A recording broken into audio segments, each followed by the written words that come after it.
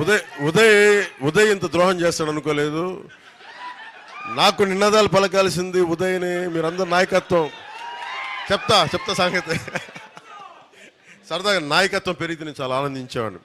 మీరు ఈరోజు ఉదయ్కి కొడుతున్న నినాదాలు నేను ఇదే కోరుకున్నా. భవిష్యత్తులో పవన్ కళ్యాణ్ ఒక్కడి నాయకుడు కాదు, 25 సంవత్సరాలు నేను కూడా నాయకుడిని చేస్తాను. 25 సంవత్సరాలు నా తరం అయిపోయిన తర్వాత కొత్త నాయకులు రావాలని ఇప్పటి నుంచే తయారు చేసుకోవాలి.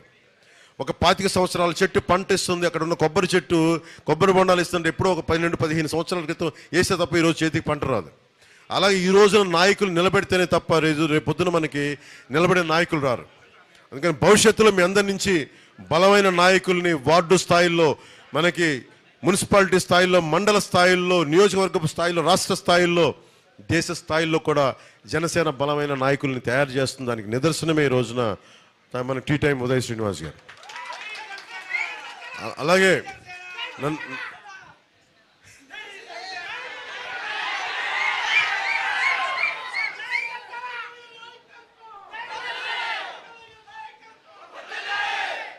ఏలే మీరు బాబు మీరు తప్పకుండా కూర్చోండి, మీరు అందరూ కూర్చోండి, కింద కెమెరాస్ కూర్చోండి, పర్లేదు, చాలా తీసిన ఫోటోలు చాలే,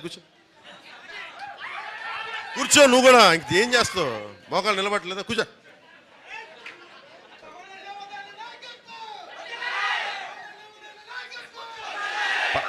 పర్లేదు, ఈరోజు ఉదయ్ కదా కాదు కష్టపడి. నేను నిజంగా చెప్తున్నా, ఉదయ్కి సంవత్సరం కూడా అవల బాధ్యత అప్పచెప్పి ఇంత బలోపేతం చేశాడు పార్టీని.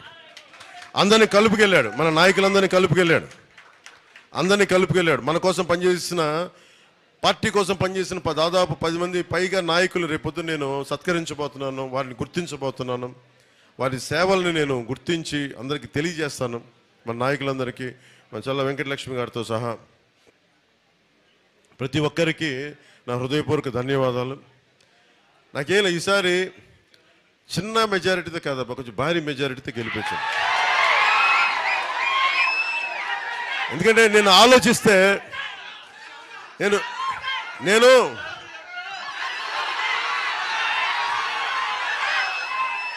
కొంతమంది ఈ రోజున పొద్దున్న అలాగే విను పొద్దున్నే అడుగుతా ఉన్నారు, పొద్దున్న ఎవరు చెప్తా ఉన్నారు, మరీ అంత లక్ష్య ఆశించడం దుర్మార్గం, అంత ఆశించకండి అంటున్నారు. మీరు అంటే నేను కోరుకుంటుంది ఏంటంటే, అంతేనంట, నేను కోరుకుంటుంది ఒకటే, నా జీవితంలో విజయాలు చాలా తక్కువ చూశాను, ఎప్పుడు అపజయాలు ఎదుగుతూ వచ్చాను. సినిమాలు ఫ్లాప్ అవుతుంటే హీరోయిన్ అయ్యాను నేను. అందుకే హరీష్ శంకర్ ఉస్తాద్ భగత్ సింగ్ ఒకటే అడిగాడు, మీరు ఎప్పుడు గెలుపులో ఎదగడం కంటే కూడా మీరు ఓడిపోయే కొద్దీ ఎదుగుతారు మీరు. అలాగే మా గ్లాసు నేను అడిగా, ఎందుకే అలాంటి డైలాగులు రాయనంటే, మీకు తెలియదు సార్, మాకు బాధలు మాకున్నాయి, నన్ను చంపేస్తారు మా అభిమానులు అందరూ, మా వాళ్ళంతా.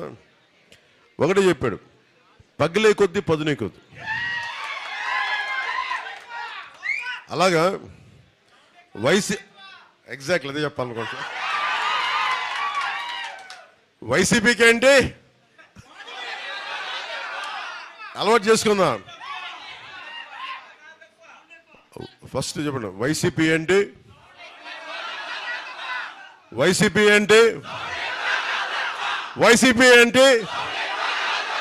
జనసేన ఏంటి. జై జనసేన, జై హింద్.